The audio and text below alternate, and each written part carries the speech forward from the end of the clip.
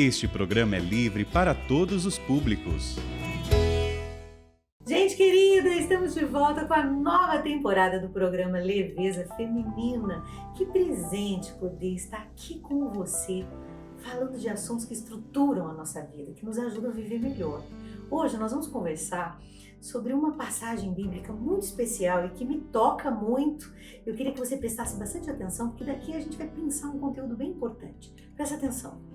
Naquele mesmo dia, o primeiro da semana, 2 dos discípulos de Jesus iam para um povoado chamado Emaús, distante 11 quilômetros de Jerusalém, ou seja, caminhada, né? Conversavam sobre todas as coisas que tinham acontecido. Enquanto eles conversavam, discutiam, o próprio Jesus se aproximou e começou a caminhar com eles. Os discípulos, porém, estavam como cegos e não o reconheceram.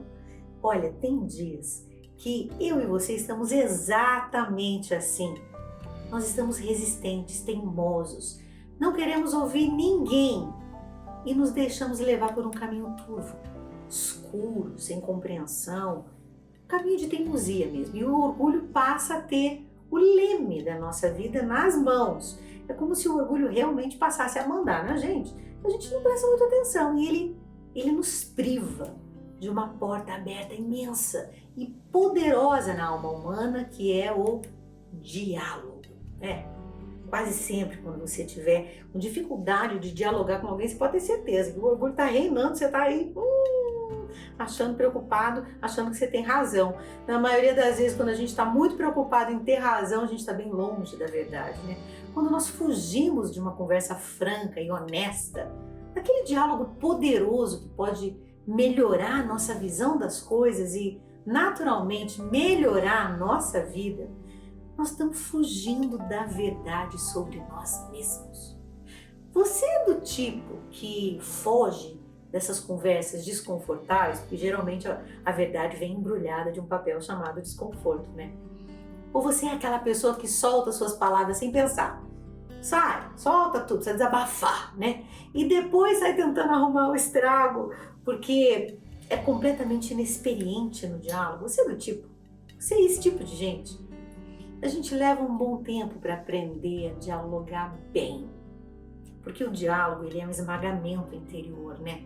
A gente tem que ceder o nosso espaço para que o outro entre. E esse esforço, ele é maturador, ele nos amadurece quase que à força.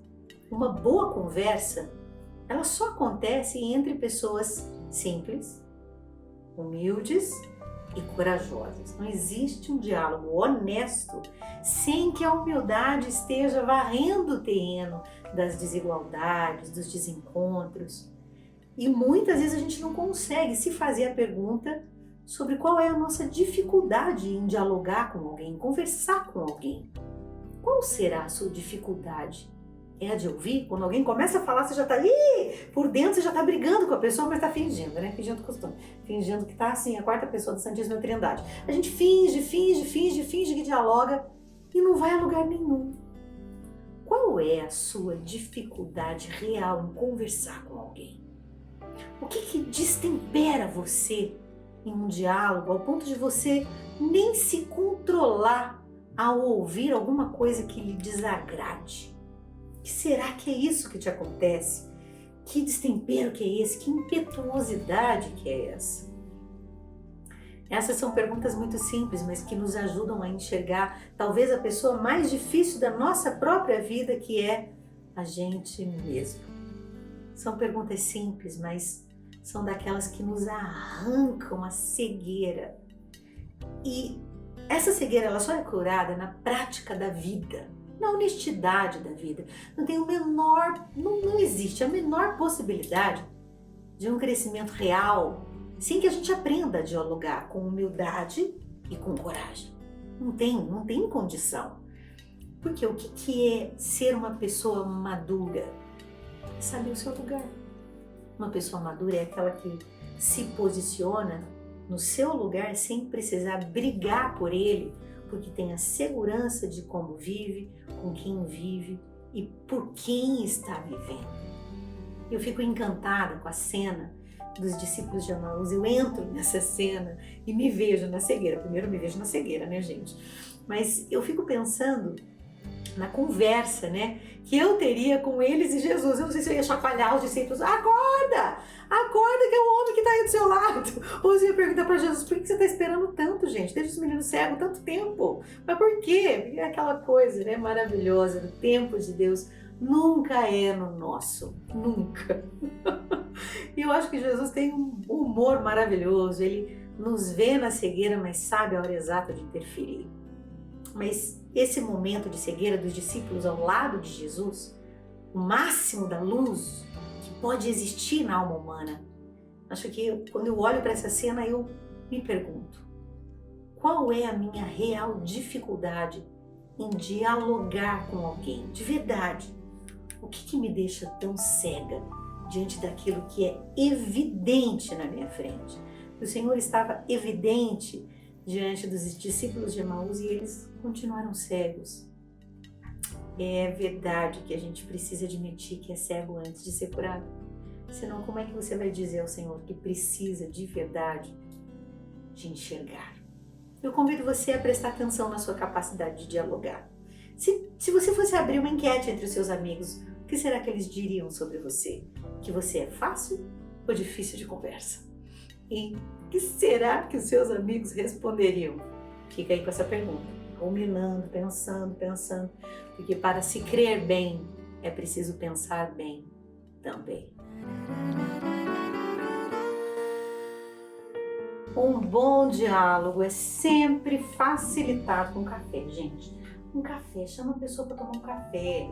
Se a pessoa não toma um café, você vai fazer o quê? Dá um chá para ela, né? Mas toma um café, oh meu Deus, ó. Aqui, ó, não é de verdade, pra almoçar é de verdade. Café de verdade, imagina. Se nessa casa não tiver um café de verdade, tem problema, né, gente? Um café com leitura, com certeza você já tem o meu livro, Palavra de Mulher. Se não, vai comprar hoje, pelo amor de Jesus, loja.cancionova.com para dar pros inimigos, porque funciona, gente. Dá de presente pras tias chatas, sabe assim? Quem tá dando trabalho na família, aproveita, dá coisa boa, dá beleza, dá cultura. Página 41, olha só. Caridade.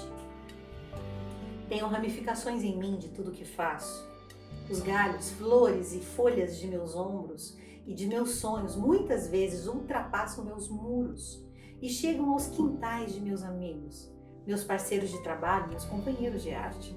Há quem repouse debaixo das sombras de meus galhos e há também quem se irrite e inveje o quanto meus galhos cresceram, né? Sempre tem. Também há quem se alegre de olhar as flores dos meus galhos chegando. Não jogam água nem terra, só observam e desfrutam. Há outros de intenções tão ardilosas que, ao olharem minhas folhas, fazem com que elas murchem. Eu levo um tempo para me recuperar. Mas há aqueles que imediatamente, ao me verem crescer em galhos, folhas e flores, logo me sugerem onde podar. Lá onde corro o risco de quebrar, de me danificar ou me perder. E eles têm aquela sagrada tesoura da caridade, coisa que só amigo verdadeiro tem. E com eles, minhas árvores seguem frondosas, minhas plantas florescem, meus galhos se fortificam. E tudo melhora somente por um motivo. Já não há muros entre os nossos jardins. Podamos as nossas árvores e crescemos juntos. Estamos do mesmo lado. É isso. É isso que acontece quando a gente realmente tem uma opção clara pelo diálogo com caridade.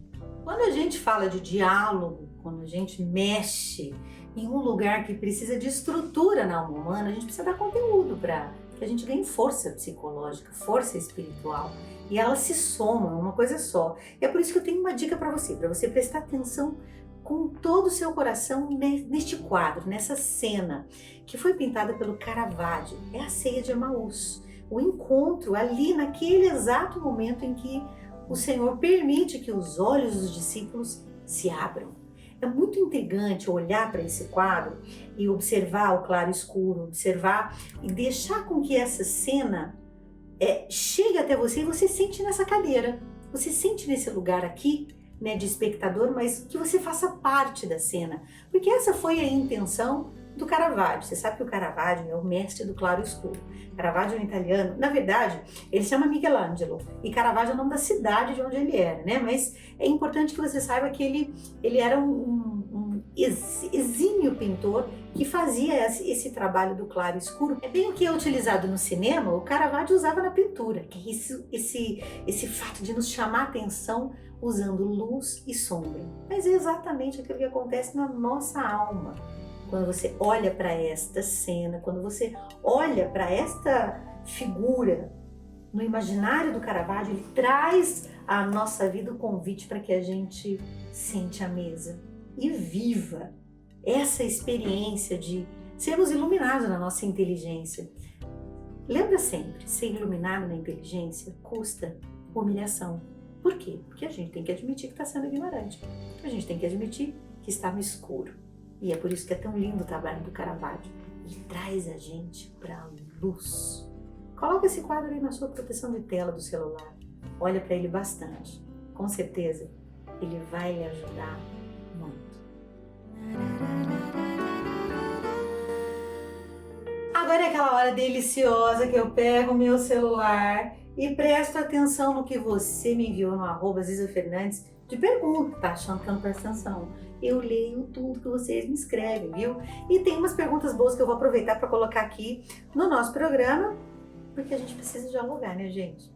Presta atenção, estamos falando sobre diálogo, sobre a nossa disposição de conversar. A primeira pergunta que eu recebi foi: como aceitar que o outro não quer dialogar? É como se a gente tivesse opção. Oh, meu Deus do céu! Dia desses eu fui me confessar e eu falei isso com o padre, exatamente isso. Que eu tinha uma pessoa que estava chateada comigo e eu achava que eu devia resolver, que eu devia fazer alguma coisa. E a resposta dele foi clara e fulminante, porque tem gente que tem esse dom.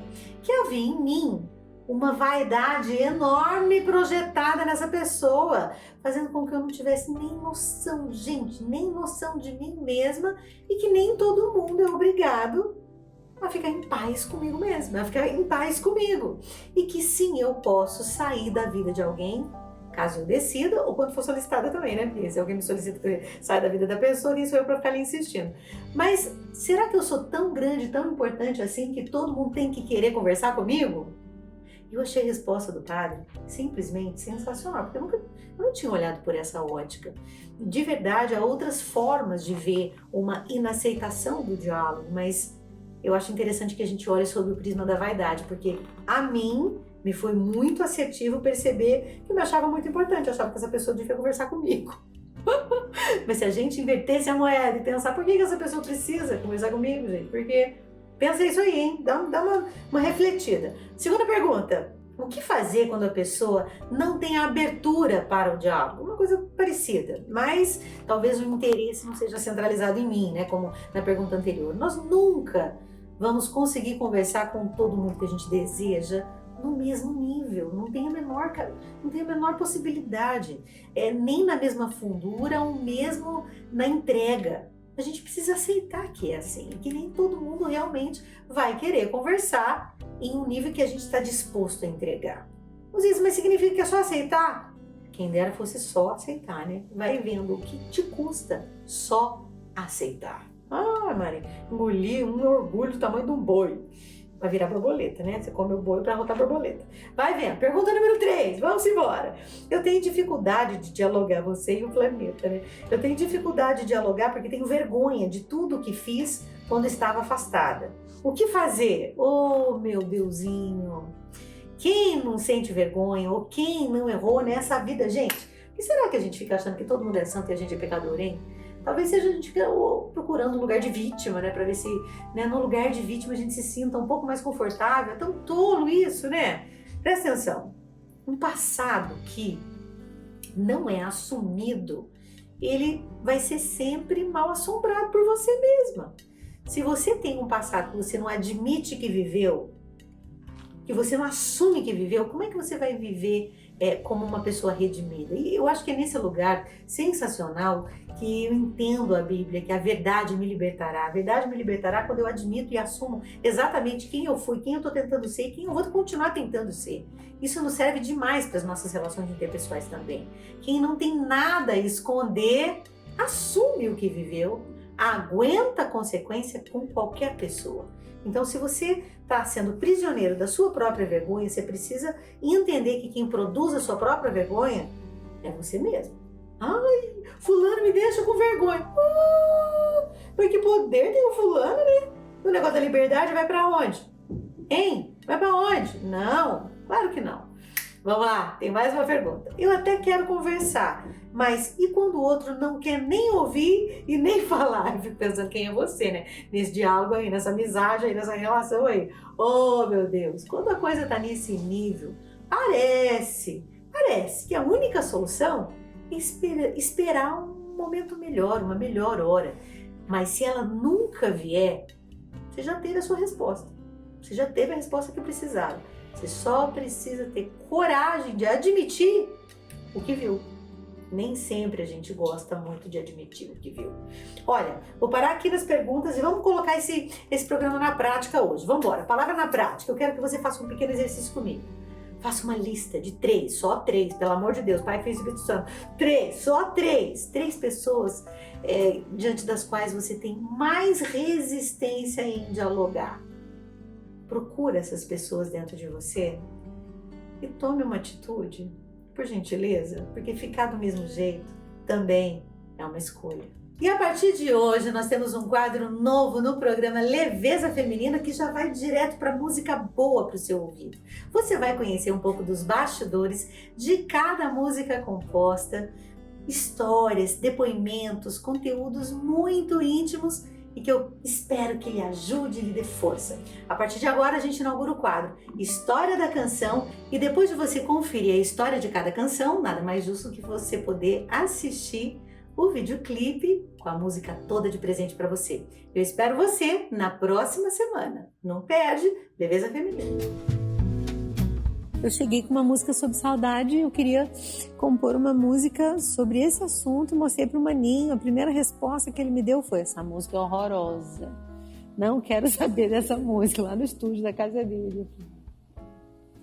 Aí vem a menina do Passat, né, a menina braba, ele diz: essa música não tá boa não, e ele muda de assunto, né, o Maninho ele é univocado, né, ele só tem, unívoco na verdade, ele só tem um foco, não tira ele de lá que ele fica nervoso, e eu sou multifoco, eu deixo ele doidinho. E aí ele não queria nem saber. Ele foi trabalhar, foi fazer as cirurgias dele lá. Fala que ele foi operar os joelhos dele. E aí eu fiquei com essa música na cabeça. Falei assim, eu vou arrumar esse negócio. Aí no dia seguinte, nossa horinha lá no estúdio, cheguei com meu violãozinho, eu tive uma ideia aqui, que já é pra mim uma vitória, né? Eu chegar e mostrar de novo a mesma coisa, que no dia anterior ele falou que era horrível. E ele fala assim, é horrível mesmo.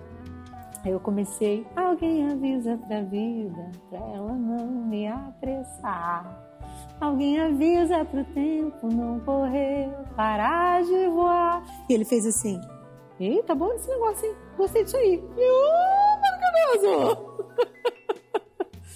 E foi aí que a gente foi continuando, ele foi mexendo na melodia, eu sempre mais focada na letra. Aí eu mostrei o refrão pra ele, saudade. É o que a gente sente. Ele adorou o refrão. E ele disse, bora lá, vai ficar boa.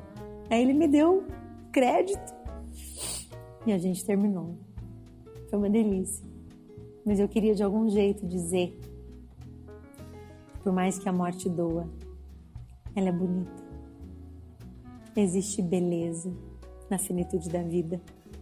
Por mais difícil que seja, existe. Eu sei que existe. Eu vi. Eu posso dizer, existe.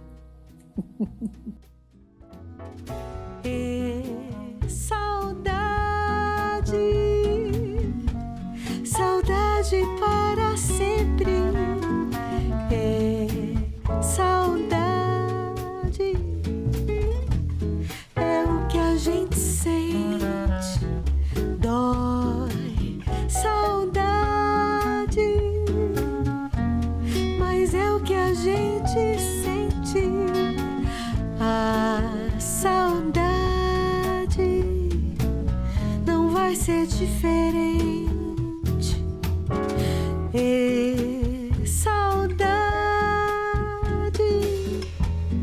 Saudade para sempre. Saudade é o que a gente sente. Dói saudade, mas é o que a gente sente. A saudade não vai ser diferente.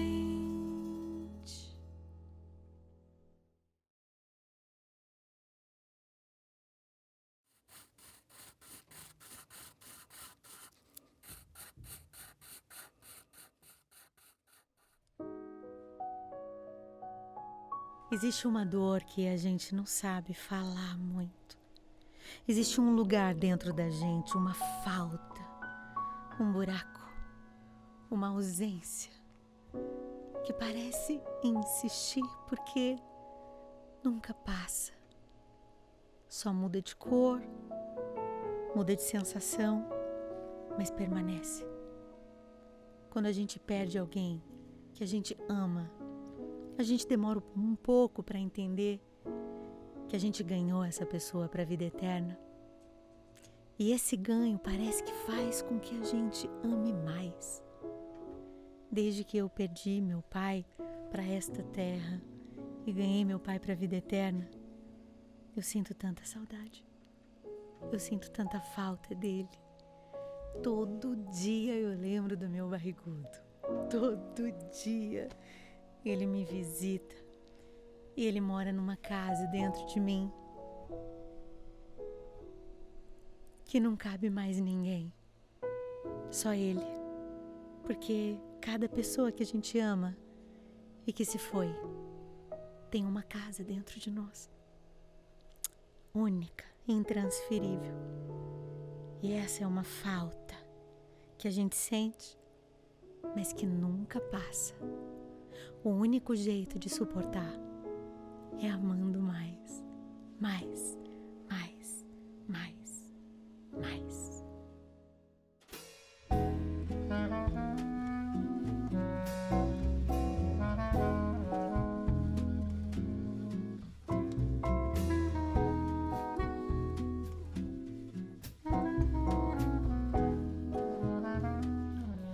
Alguém avisa pra vida, pra ela não me apressar.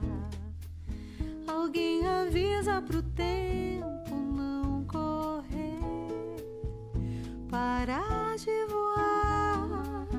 Alguém avisa pra noite não anoitecer. Enquanto o meu olhar não encontrar você,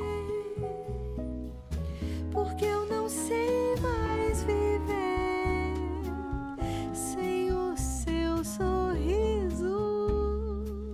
A vida era tão linda com você, meu paraíso,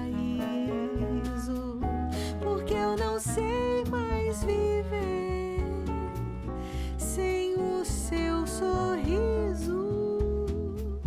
A vida era tão linda com você, meu paraíso.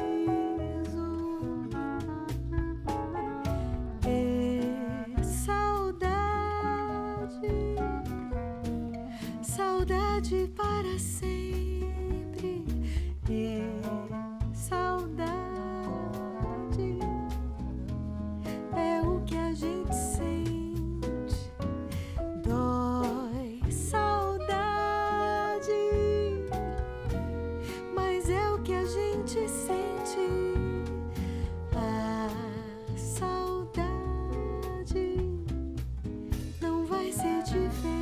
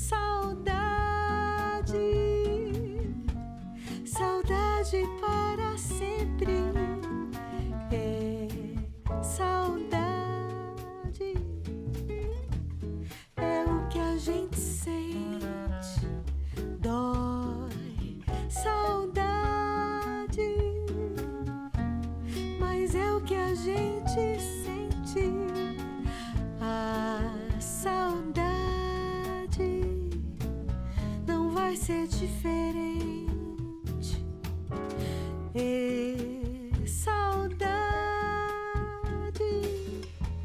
Saudade para sempre. Saudade é o que a gente sente. Dói, saudade, mas é o que a gente sente. A saudade não vai ser diferente.